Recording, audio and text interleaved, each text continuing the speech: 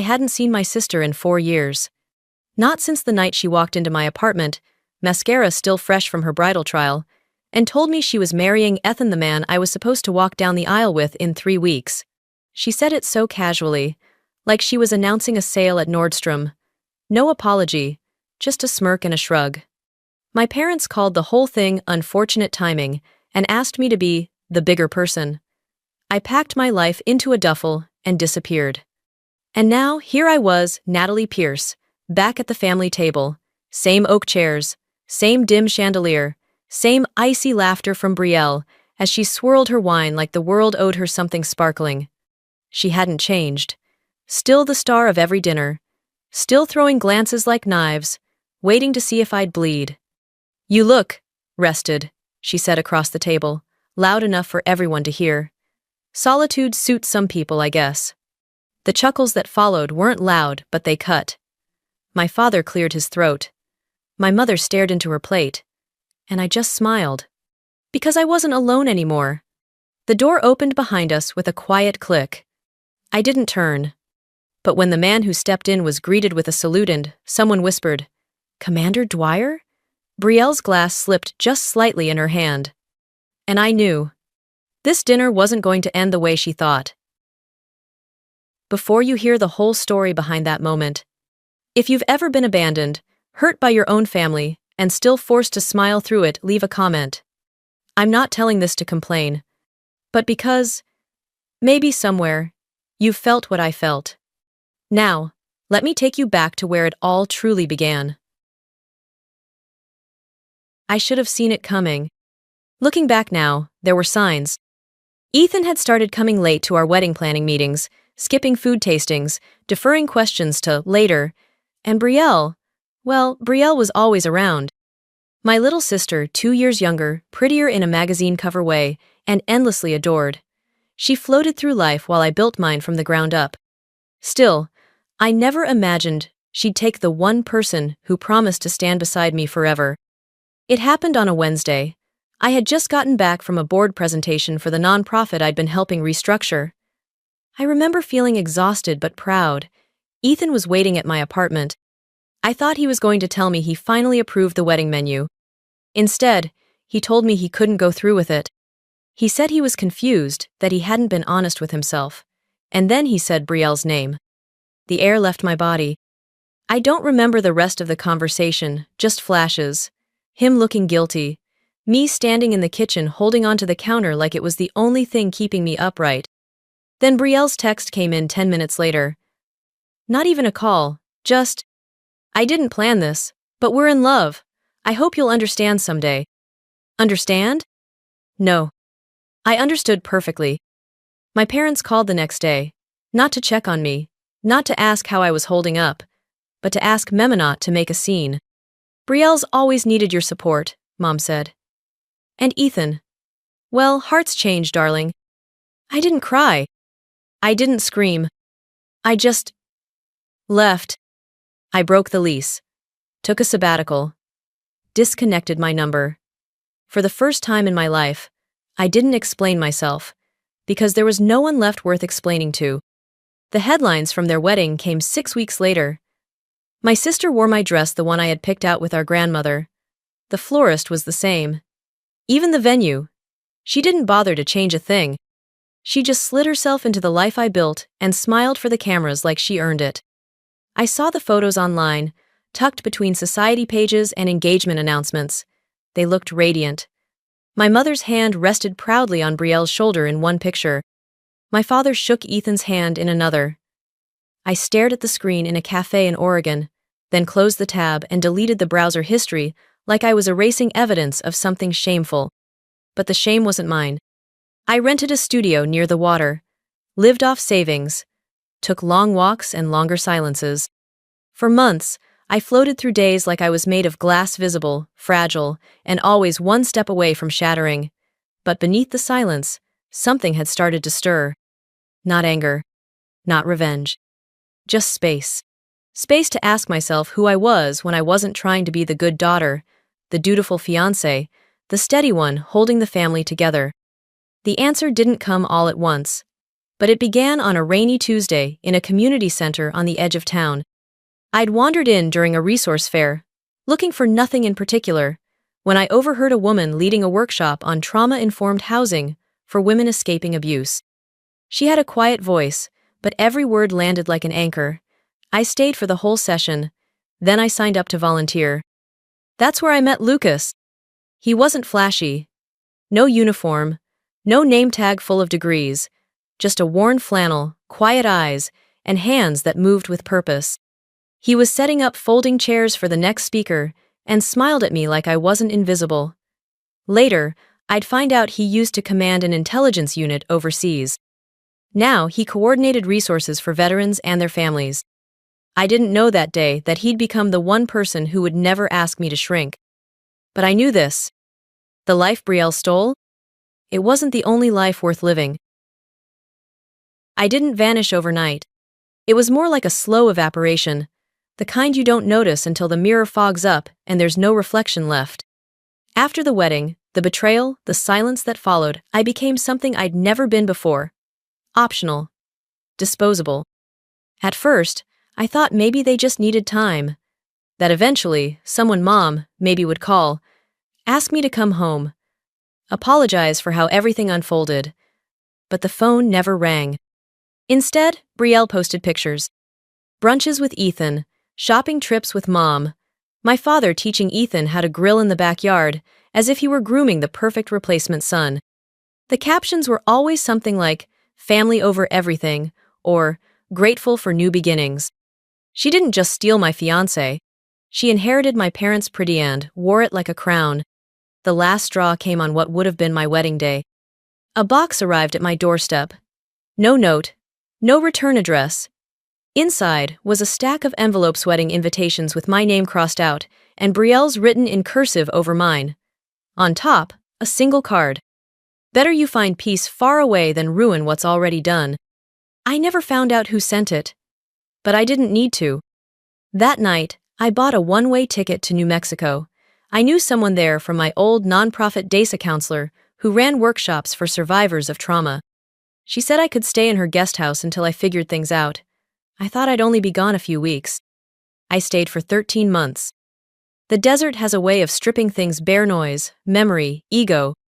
There were mornings I woke up and didn't recognize the version of me in the mirror.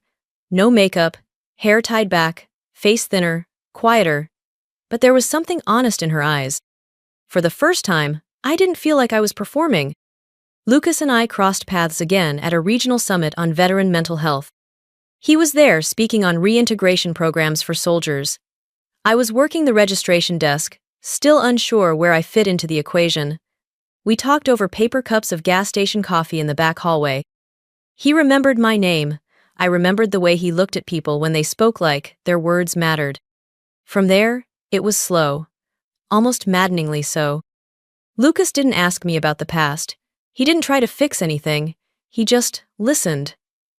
When I told him I used to work in strategic planning for international health initiatives, he didn't blink. He just said, "Seems like you're still building things, just from a different foundation now."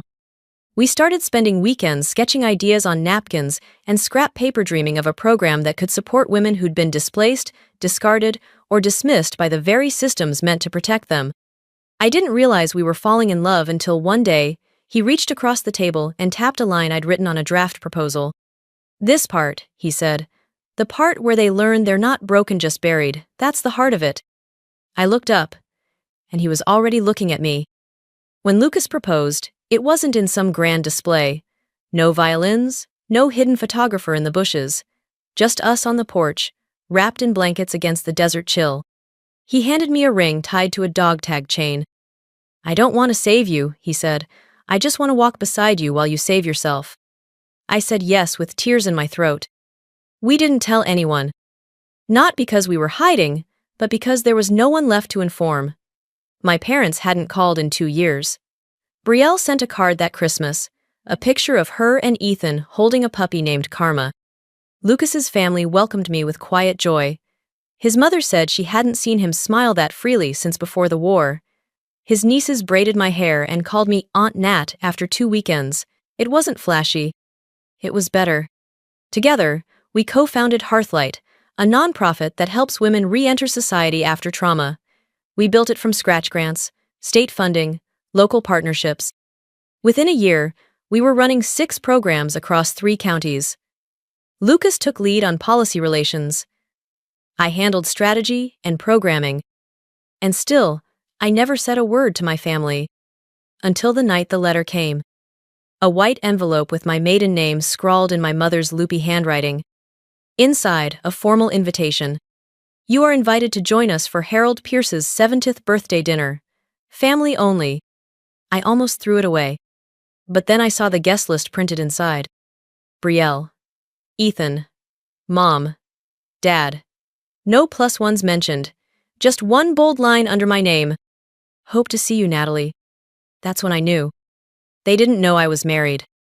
And they certainly didn't know who to expect. Lucas didn't want to come at first. When I told him about the invitation, he just raised an eyebrow and said, "Do you want to go?" I didn't answer right away. Because I didn't know. Part of me wanted to ignore it, let the silence keep doing its job.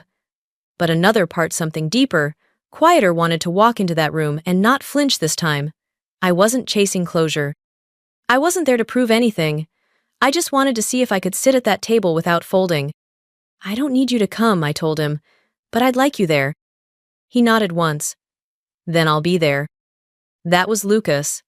No fanfare, no dramatics. Just quiet loyalty, the kind you don't recognize until you realize no one ever taught you to expect it. He offered to wear civilian clothes. I told him not to. Not to hide who he was. He smiled and said, "I'll keep it subtle." Subtle, it turned out, meant his formal navy blue service coat minus medals, but still bearing the insignia of his former command. He wore it like second skin. His posture was calm but unmistakable. Authority without arrogance. The night of the dinner, I wore a simple black dress. No jewelry except the small gold necklace my grandmother had given me when I was 17, one of the few things Brielle hadn't tried to copy. Lucas drove us to the country club in silence. When we pulled up, a valet opened my door and paused, eyes flicking to Lucas as he stepped around the car. "Evening, sir," he said. "You active?" "Retired," Lucas replied, offering a short nod. "Commander Dwyer." The kid blinked, then gave a respectful, "Thank you for your service." Lucas just smiled. "You're welcome." Inside, the room looked exactly as I remembered. Polished wood floors, white linen napkins, my mother's obsession with gold charger plates. Brielle's laughter drifted over the low hum of music. It hadn't changed, light, effortless, the sound of someone who assumed the world would bend around her. We stood just out of view near the entrance. Lucas rested a hand gently on the small of my back. "Take your time," he whispered. I stepped forward alone at first. Mom saw me first. She stood a little too quickly, wine glass wobbling in her hand. "Natalie," she breathed, as if I were a ghost she wasn't sure she wanted to see. Then came Brielle's voice. "Well, well, look who finally came back." She was in red, of course. Always had to stand out. She smiled like a woman who thought she'd won and was ready to gloat about it all over again. "You look rested," she said, tilting her head. "Solitude suits some people, I guess." It was almost word for word what she would say later that night, just louder, bolder. I nodded politely and took my seat, leaving the chair next to me empty. 10 minutes passed. The usual chatter returned. My father made a toast. Brielle giggled at something Ethan said. No one asked me how I'd been. Then the door opened. Soft click. Heavy pause. I didn't turn, but they did. And I felt the air shift before I heard the words.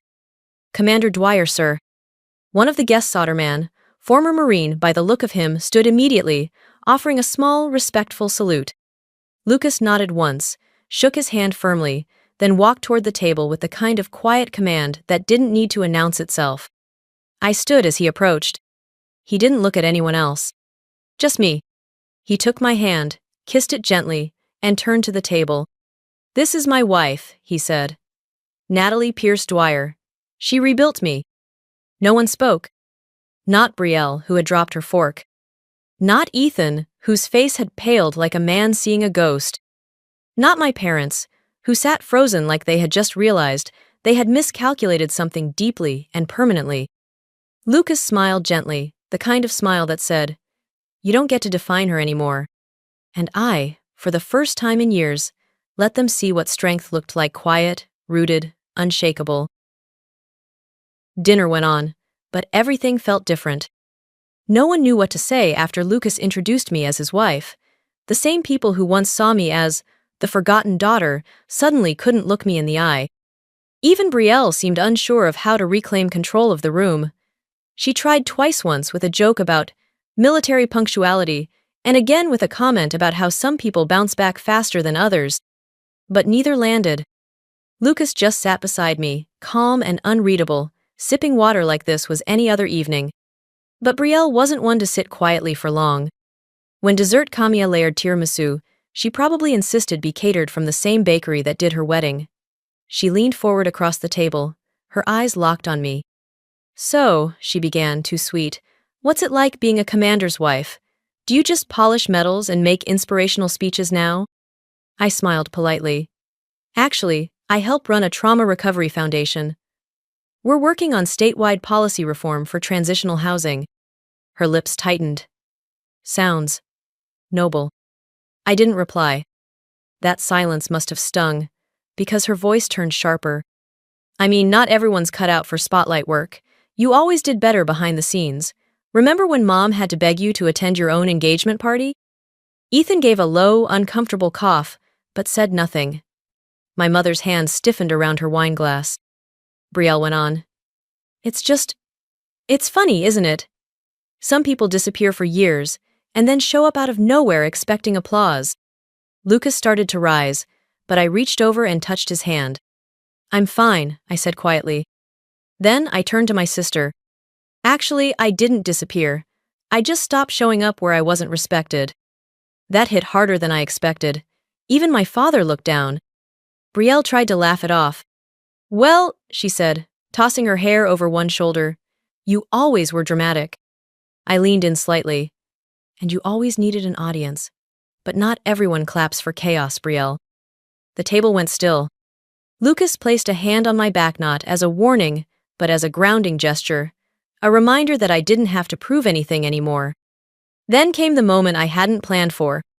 The man sitting across the room, the retired general I'd noticed earlier, stood and said, "Mrs. Dwyer, I believe we met at the VA Roundtable last spring. You gave that talk on post-combat community integration." I nodded, surprised. "Yes, that was me." He turned to my father. "You should be proud. What she's doing for veterans and survivors is extraordinary. My daughter still quotes her." Silence spread like spilled wine. Lucas's voice was quiet, but final. "She didn't come here for applause. But if it makes you uncomfortable that she's no longer small, that's not her fault." My mother opened her mouth to speak, but no words came. Brielle's expression cracked. For the first time, she didn't look powerful. She looked exposed. Because this wasn't a performance anymore. This was truth. And everyone at that table could feel it. We didn't stay for dessert. Lucas stood first. I followed. No big scene, just the soft scrape of a chair and the rustle of a coat. No one stopped us. No one dared to. As we reached the door, I looked back once. Not out of regret, just to remind myself that I had finally left that version of me behind. The girl who once begged to be understood was gone. Back home, Lucas made tea while I stood by the window, fingers brushing the gold necklace my grandmother gave me. The city lights blinked in the distance. For years, I thought healing meant getting closure, making them see, making them admit they were wrong. But now I know, I don't need their recognition. I have peace. I have love. I have a name I chose, not one I inherited through silence. And I have the kind of strength that doesn't need a stage to be real. Brielle can keep the dress, the house, the story she spun for strangers. Because I have something better. I built a life no one can steal. I found love that didn't need performance. And I finally stopped trying to earn space at tables that never made room for me. I didn't go back to reclaim anything. I went back to close the door. And now, I know it won't open again.